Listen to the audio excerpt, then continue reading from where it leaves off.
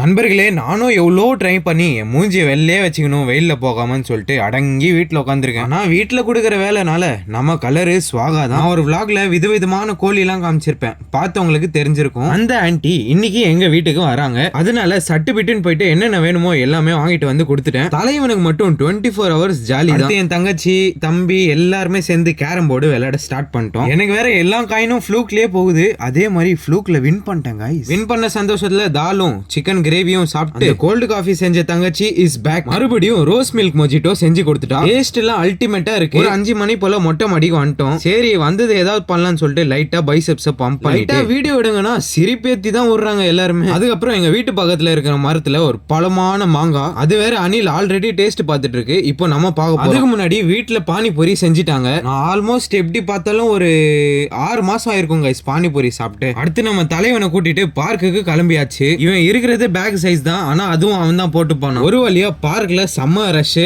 எப்படியோ ஒரு ஸ்பாட் பிடிச்சி கிரிக்கெட்ன்ற பேட்மிண்டன் விளையாட ஸ்டார்ட் பண்ணியாச்சு. வீட்டுக்கு வந்தோடனே செம்ம ஸ்வெட்டு கைஸ். தலைவனுக்கு மஜாவா ஸ்விமிங் பூல் இருக்கு. பக்கெட்லயே ஃபன்னு தான் அங்க. ஒரு காலத்துல நானும் இந்த மாதிரி தான் உட்காந்து இருந்தேன். இப்போ உட்கார முடியாது. ஏத்த மாதிரி பக்கெட் ரெடி பண்ணீங்கன்னா உட்காந்துருவேன். அடுத்து அந்த மெயின் கேரக்டரான கோல்டு காஃபி, இது செஞ்சதும் அதே தங்கச்சி தான். எல்லாமே ஃபர்ஸ்ட் டெஸ்டிங் நம்ம தான். ஆனா நான் ஆல்ரெடி குடிச்சதுனால எனக்கு தெரியும் டேஸ்ட் மஜாவா தான் இருந்துச்சு கைஸ். கடைசியில தம்பி கொஞ்சம் சைக்கிள் ஓட்டணும்னு ரொம்ப தொல்லை குத்துனேன். எப்படியோ மனசை தேத்திக்கிட்டு சைக்கிள் அவன் கையில குத்துறேன் கைஸ். இந்த விளாக்ல அவ்வளவுதான். ஒழுக்கமா இருங்க.